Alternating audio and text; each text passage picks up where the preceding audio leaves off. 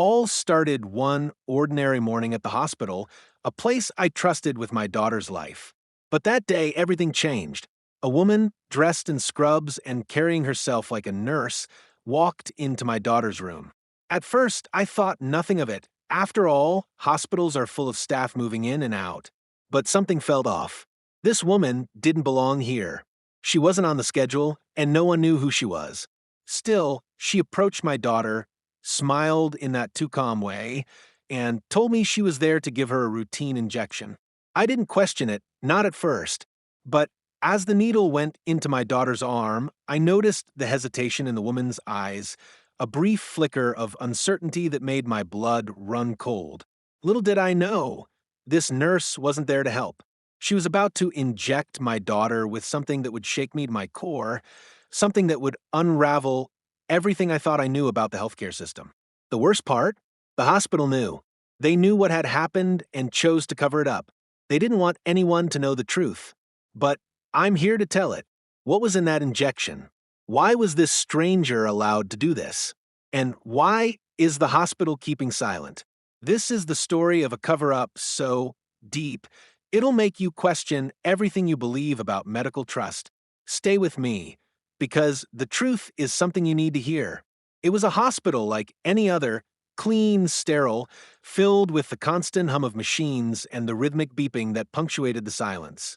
The kind of place you expect to find professional staff, expert care, and an environment where your loved ones are safe. I had always trusted this hospital, and it had become a place that I knew well, not just as a visitor, but as someone whose child was under the hospital's care. My daughter, a beautiful, vibrant young girl, had been battling a chronic condition since birth. Every few months, we would find ourselves back in the hospital for her treatments, each visit another chapter in a long, exhausting story of managing her illness. The doctors, nurses, and staff were all familiar faces. We had become regulars, and over time, a certain level of trust had built up. They knew her medical history inside and out. They knew what she needed and when. My daughter's condition wasn't easy, but we had managed it well until that morning. I thought everything was routine, just like the countless times before. We had checked in at the front desk, and the usual nurse had come to take her vitals. The familiar scent of antiseptic filled the air, and the fluorescent lights buzzed above us. My daughter, despite her condition, had learned to make the best of it. She was playing with her tablet, distracted by the bright cartoons that helped her forget about the needle she was so used to. I, on the other hand, was tired but relieved that things were progressing as they always had. The hospital had always been a place of comfort, a place where I could trust that the medical professionals knew what they were doing. The nurses, dressed in scrubs, were always efficient and calm, and the doctors took their time to explain everything to us. We had no reason to doubt them. These professionals had seen us through some tough times, and I knew that my daughter was in good hands. But that day, something felt different. I can't pinpoint exactly when the unease began, but there was a subtle shift, a sensation that I couldn't shake off. We were in the pediatric ward, a well-lit area designed to be as welcoming as a hospital could be. The walls were painted in soft pastels, with cartoon characters decorating the hallways. The sound of other children crying, laughing, or playing filled the space, providing a reminder that this was, after all, a hospital for the young and vulnerable. But even with all that, I couldn't shake the feeling that something was off. It was when the woman appeared that my unease began to solidify into something more. She wasn't a nurse I recognized.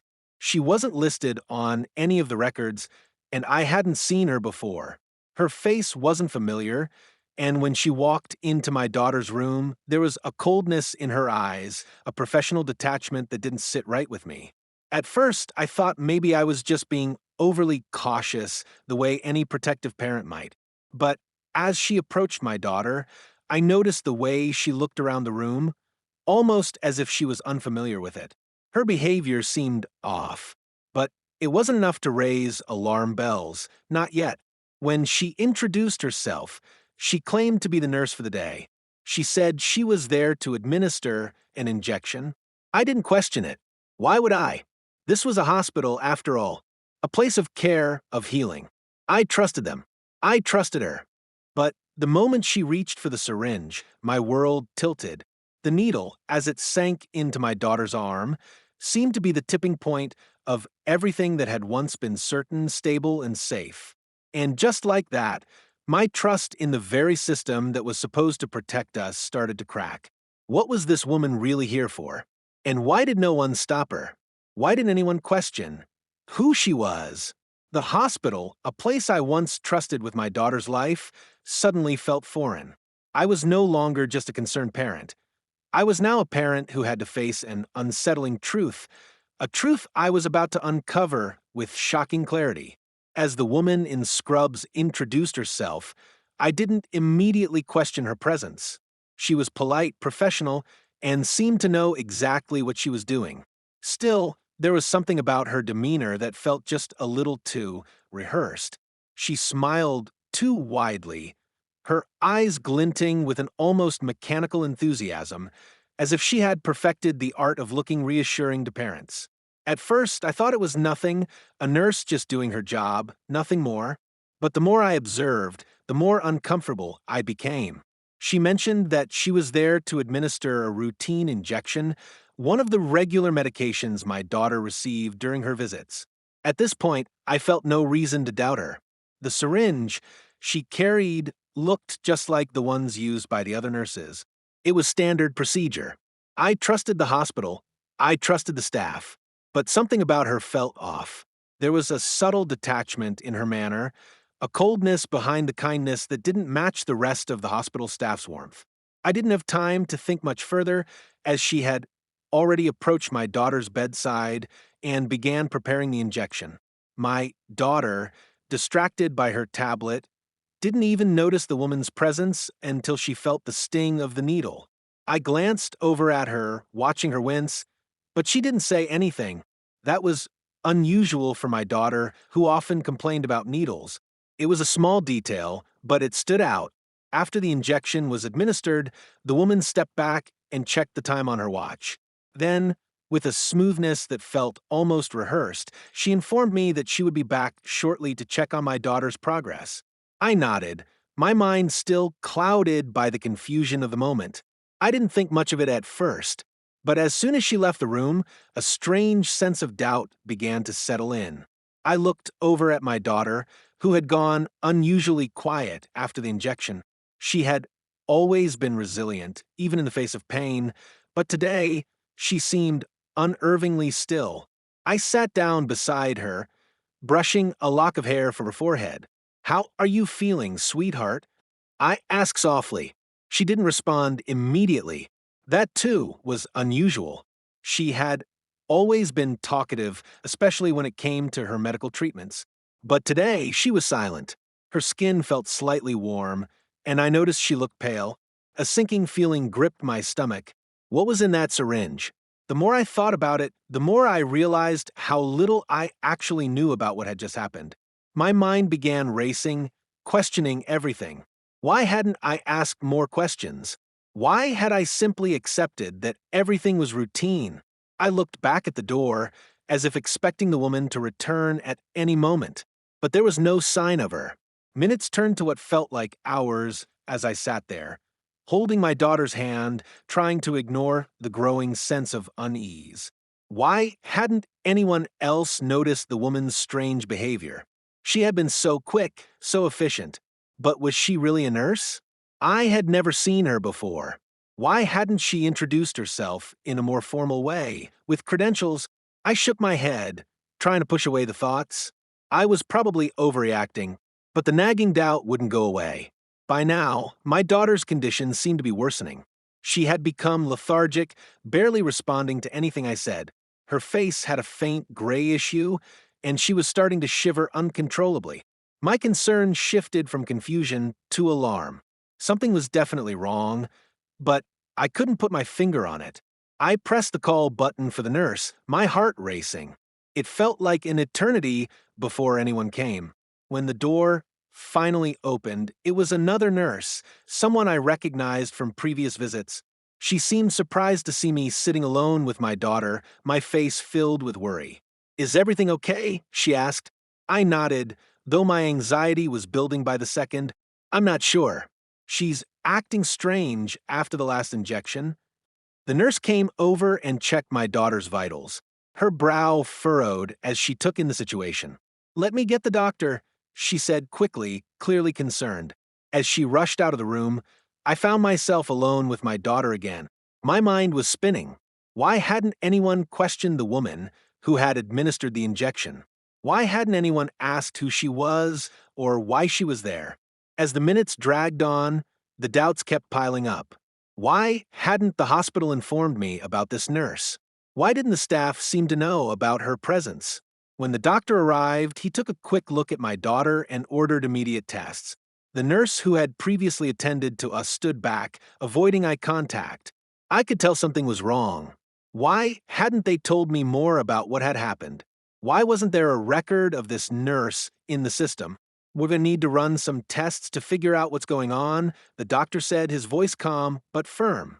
But I need to know exactly what she was given, what kind of injection it was. That's when it hit me. No one had explained what the woman had injected into my daughter. They had given it to her without explanation. The weight of that realization was suffocating. Why had I let it slide? Why hadn't I demanded more information before trusting them with my daughter's care? As the hours passed, the tension continued to build. There were whispers among the hospital staff, hushed conversations that I wasn't meant to overhear. I caught fragments of words, pieces of the puzzle that didn't add up. Something about emergency protocol, administrative error, and missing records. I couldn't piece it together, but the unease in my gut told me that the truth was being hidden. I wanted answers, but no one was providing them. The staff was distant, the doctor's behavior seemed evasive. They weren't telling me everything. They weren't answering my questions. I felt like I was being kept in the dark, and that darkness was growing more suffocating by the minute. What was in that syringe? What had happened to my daughter? And why was no one else as concerned as I was? The mystery was becoming a heavy weight, pressing down on me, and I was beginning to feel like I was the only one who cared enough to dig deeper. Then, as if to confirm my worst fears, a nurse came in and said, "The records, they've been lost." That was the moment everything changed. The injection, the mystery woman, the hospital's reluctance to talk, it was all part of something much bigger than I had anticipated. Something was being covered up, and the only thing I knew for sure was that I had to get to the bottom of it no matter what it took. I was in shock. It didn't feel real. My daughter, who had always been a picture of resilience, was now lying motionless in a hospital bed, her pale face etched with confusion. She wasn't responding to my voice. She wasn't reacting to the touch of my hand on her forehead. She just lay there, eyes wide open but unseeing, her chest rising and falling with shallow, labored breaths. Every second felt like an eternity, and with each passing moment, my fear grew deeper. What had happened to her? What was in that injection? Why was she like this? My heart pounded in my chest as I tried to shake off the overwhelming feeling of helplessness that had taken root. I wanted to believe that it was just a side effect, something temporary. But deep down, I knew it was something more. There was something wrong, and it was my fault for not questioning the nurse when I had the chance. I had been so trusting, so willing to accept everything at face value. I had trusted the hospital. I had trusted the people who were supposed to be there to help us, to protect my daughter. But now, it felt like I had failed her. I was supposed to be her protector, her advocate, the one who would always fight for her. And here I was, sitting helplessly by her bedside, watching as her condition worsened with each passing minute. I was torn.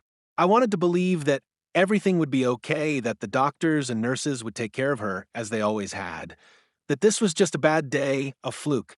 But there was a dark voice in the back of my mind, growing louder with each minute that passed. What if this wasn't a mistake? What if this was intentional?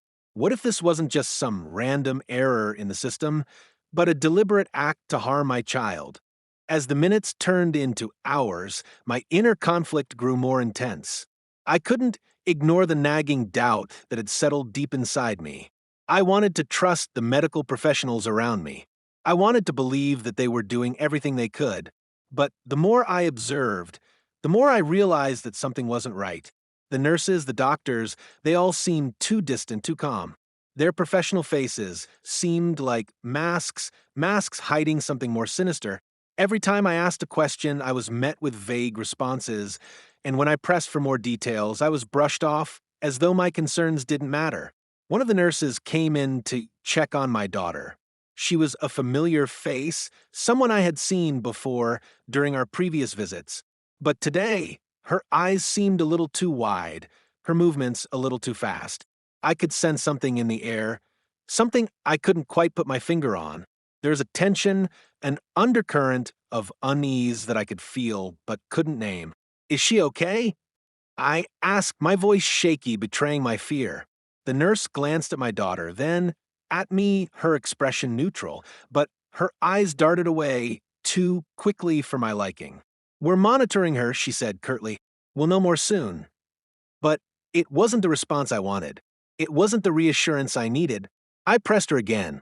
What exactly was in the injection? Can you tell me what she was given? The nurse hesitated for a moment, and in that brief moment, I saw something fleeting in her eyes, a flicker of hesitation that made my skin crawl.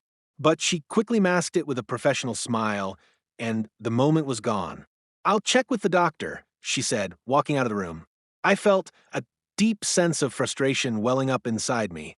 I had never felt so powerless, so utterly helpless. I was the one who had been there when she took her first steps, when she spoke her first words, when she laughed and cried. I had protected her, cared for her, loved her. And now, in this moment, I was failing her. How could I let this happen? How had I not known what was going on? How had I allowed myself to trust people who were hiding something from me?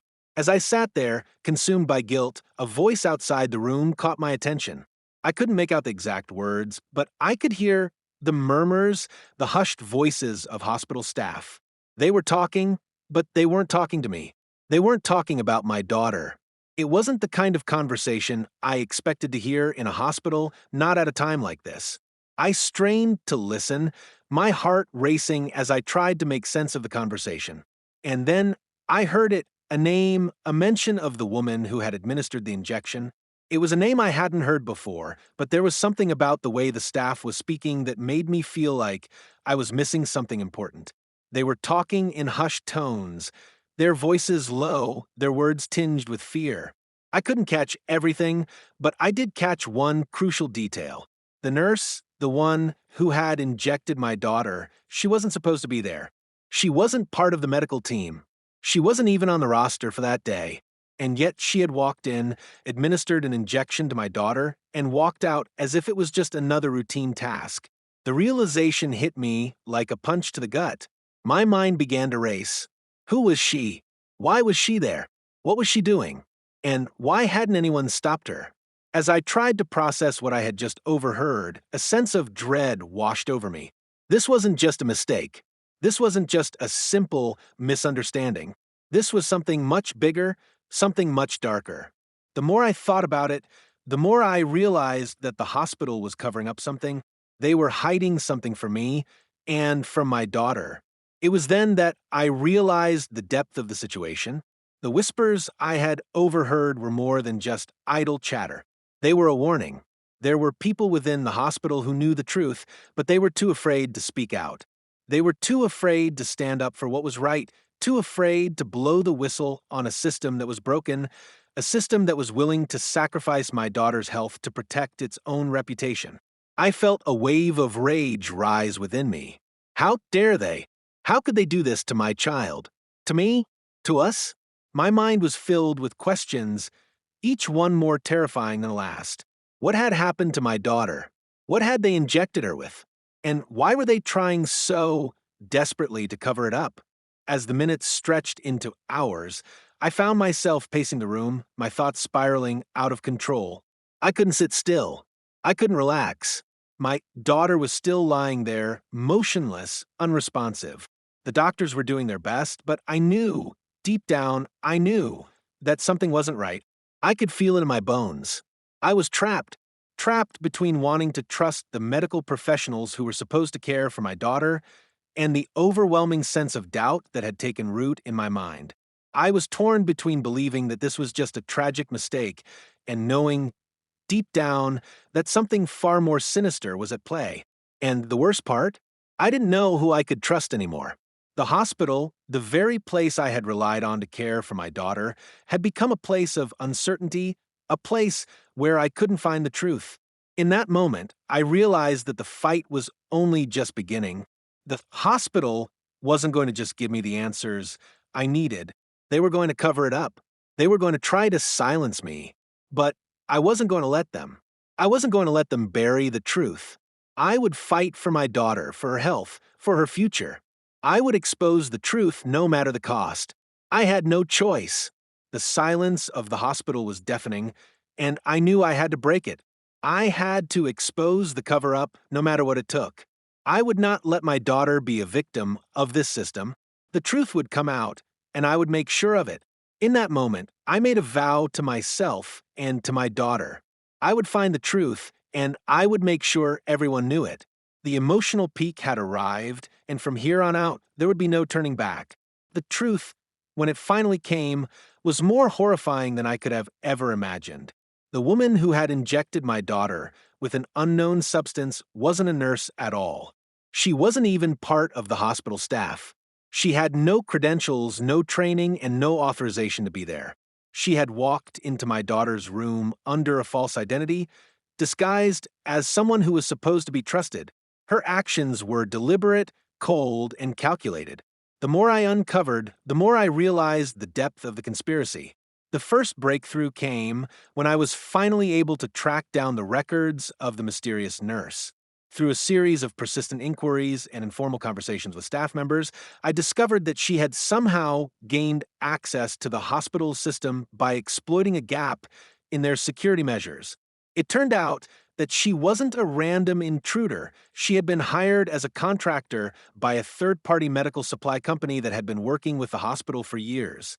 Her role was supposed to be peripheral, assisting with the delivery and distribution of medical supplies, not treating patients. But through a series of unnoticed errors in staffing, she had managed to slip through the cracks and gain access to sensitive areas of the hospital, including the pediatric ward. This woman's real name was not what she had claimed when she spoke to me. She wasn't a trained nurse at all. In fact, she had no medical training whatsoever. Her background was in logistics, and it was clear now that her presence in the hospital wasn't an accident. She had been sent there with a very specific agenda, an agenda that had nothing to do with providing care to patients. As the truth began to unfurl, I was hit with a sickening realization. My daughter hadn't just been the victim of an unfortunate mistake. She had been used as a pawn in a much larger, more sinister plan. The injection that had been given to her was not a routine medication, but rather an experimental drug, one that had never been authorized for use in patients. The substance was designed for research purposes only, but the woman, under the guise of a medical professional, had injected it into my daughter without any knowledge of the potential consequences. The hospital's involvement in this cover-up was equally shocking. It wasn't just a case of one rogue individual acting on their own. No, the hospital itself had played a part in the deception. As I dug deeper, I learned that the hospital had known about the experimental drug, but they had kept it hidden for fear of legal repercussions. They had chosen to prioritize their reputation over patient safety. The truth was buried under layers of bureaucracy, with no one willing to take responsibility for what had happened. The staff, most of whom were genuinely caring individuals, were either unaware of the drug's presence or were too intimidated to speak out. The higher-ups in the administration had worked hard to cover their tracks, hoping that the whole incident would blow over without anyone asking too many questions. When I confronted the hospital administration with the information I had uncovered, their initial reaction was to deny everything. They claimed they had no knowledge of the woman's actions or the experimental drug. They tried to shift the blame, pointing fingers at contractors and vendors, but I wasn't buying it. I had the evidence, I had spoken to the staff members who had witnessed the woman's behavior, and I had obtained documentation that confirmed the drug had been administered to my daughter without any consent. It was clear that this was not a case of negligence or mistake. It was an intentional act perpetrated by someone with ulterior motives. The hospital, despite its attempts to cover it up, was complicit in the entire situation. The moment I realized the depth of the conspiracy, everything changed.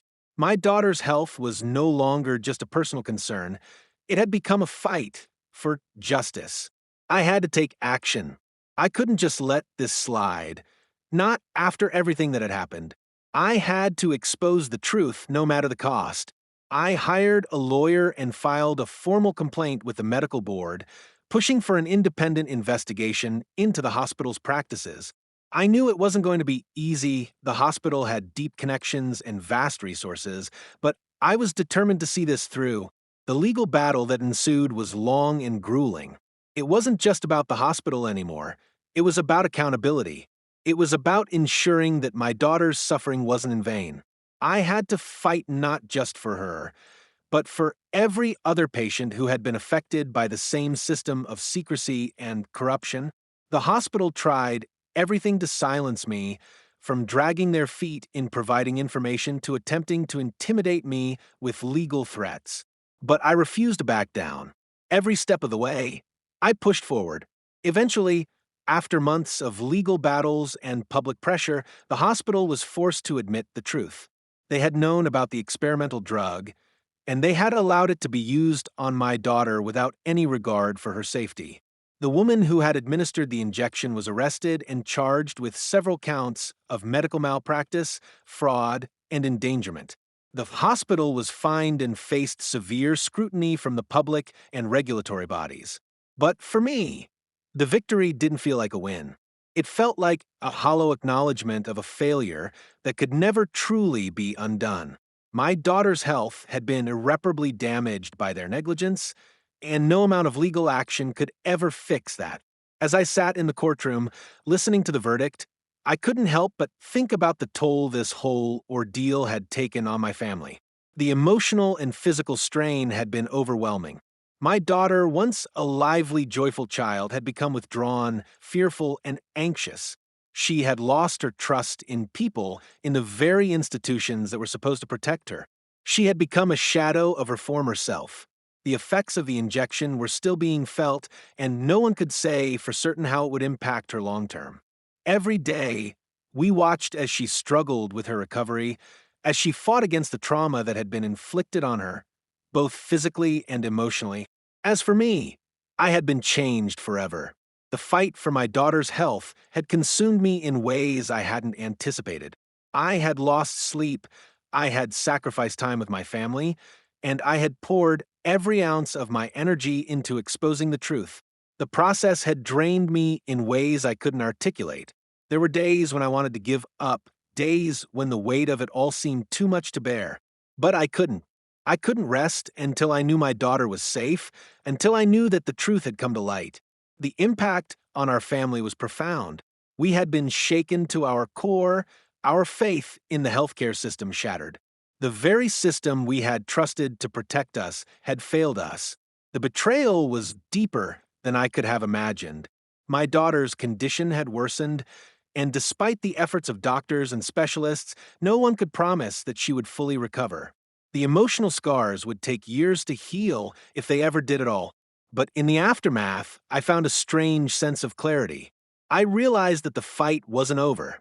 It couldn't be. There were still others out there, still families who were being hurt by the same system.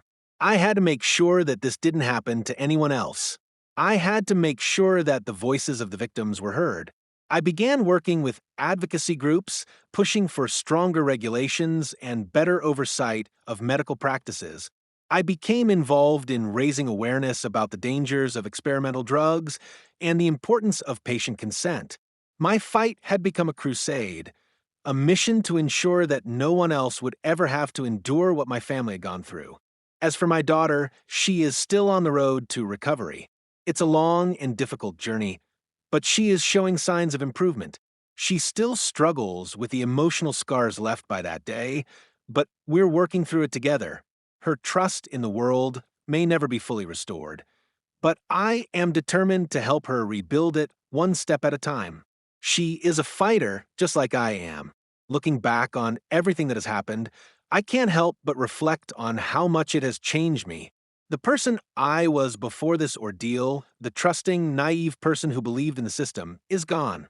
I've learned the hard way that not everything is as it seems, that the world is far more complicated and dangerous than we'd like to believe. But I've also learned that there is strength in fighting for what's right, even when it feels like the world is against you. I've learned that justice is worth the fight, even if it takes everything you have. The emotional toll this situation has taken on my family is immeasurable. But through the pain, we've found a new sense of purpose. We've found a new strength in each other. And while the scars of this experience will never fade, we are determined to move forward to rebuild our lives and to fight for those who can't fight for themselves. In the end, this story is not just about one family's struggle. It's about all of us. It's about the trust we place in the institutions that are supposed to protect us and the lengths we must go to ensure that trust is never broken again. This fight isn't over, and it will continue until the truth is heard, until the system is held accountable, and until no one else has to endure what we've been through. As the investigation came to a close, the pieces of the puzzle started to fall into place, but there were still so many unanswered questions. The woman who had injected my daughter with that experimental drug had been caught, tried, and sentenced for her actions, but that was only the beginning of a much larger story. The hospital had been held accountable, yes, but there were cracks in the system, gaps that no one had dared to investigate until now. The deeper I dug, the more I realized how deep the corruption ran, how many others had suffered, how many voices had been silenced, and how many stories had been buried. I thought the worst was over. I thought that once the woman was arrested, and once the hospital faced its punishment, things would finally return to normal. But as I sat in the quiet of my home, reflecting on everything that had transpired, I realized that the battle was far from over. The truth was far more complicated than I had initially imagined. The hospital had covered up more than just one woman's mistake. They had concealed a pattern of negligence, misconduct, and in some cases, outright abuse. It wasn't just one rogue nurse. It was a system designed to protect the institution at the cost of its patients. The more I learned, the more I understood the complexity of the situation. The experimental drug that had been injected into my daughter wasn't just a random error. It had been part of a larger clinical trial, one that had been conducted without proper oversight, without the necessary consents, and without any regard for patient safety.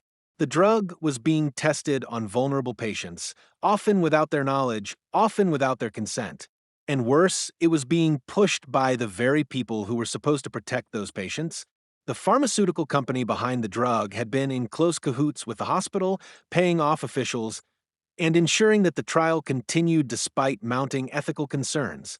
But the most chilling part of this discovery was the fact that the company had gone to great lengths to keep their clinical trials under wraps. They had used multiple hospitals, multiple healthcare providers, all complicit in hiding the truth. The injections, the drugs, the trials, it wasn't just an isolated incident.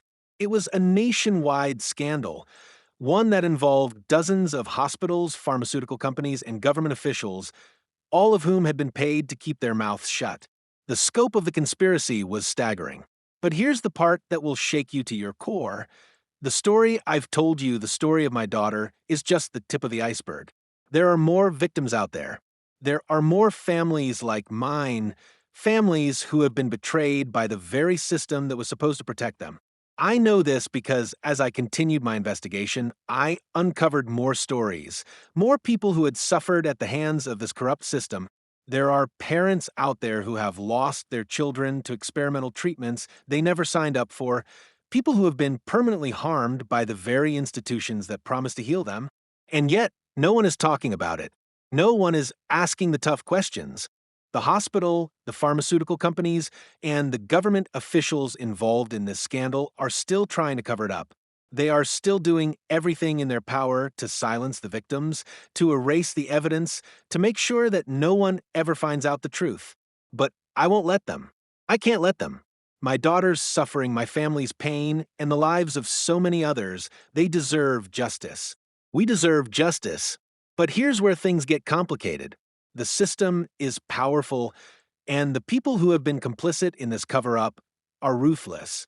They have money, they have influence, and they have the ability to make problems disappear. So I'm left asking myself, how far will they go to protect their secrets?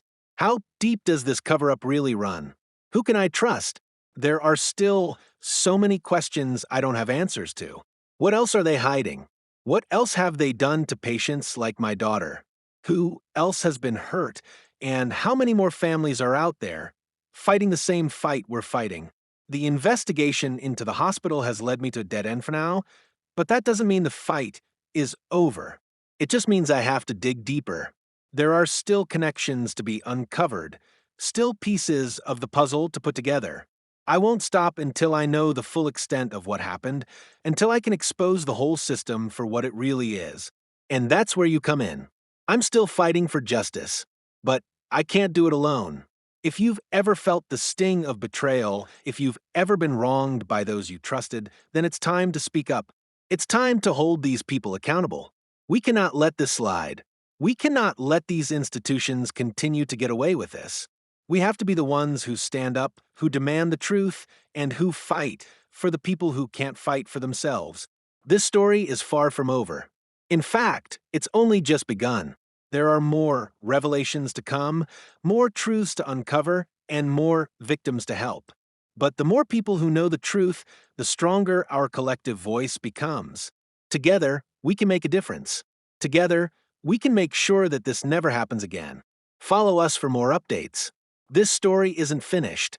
The system may have tried to silence us, but we're not going anywhere. The fight for justice is only beginning, and we need your support. The more people who hear our story, the more people who understand what's at stake, the more power we'll have. If you believe in standing up against injustice, if you believe in holding the powerful accountable, then this is your fight too. Join us as we continue to expose the truth, as we continue to fight for my daughter's justice, and as we continue to fight for the countless others who have been hurt by this broken system. I know you're out there. I know you care. And I know that together, we can make a difference. This is just the beginning. If you're ready to take action, if you're ready to join the fight, subscribe to my channel, HOA Denied Access. Share this video with everyone you know. Help us amplify our voice. Help us spread the truth. The more people who know, the stronger we become. This is our story, and together, we will make sure that the world hears it. There are still so many questions that need answering, and I won't stop until we get those answers. So follow us, stay informed, and be ready, because the fight is far from over. The question remains, how deep does this cover-up go? And are we willing to go to the depths necessary to expose it? Only time will tell. But with your help, we'll make sure the truth comes to light. The system won't silence us. The powerful won't keep us in the dark. We will be heard. Stay tuned. HOA Denied Access.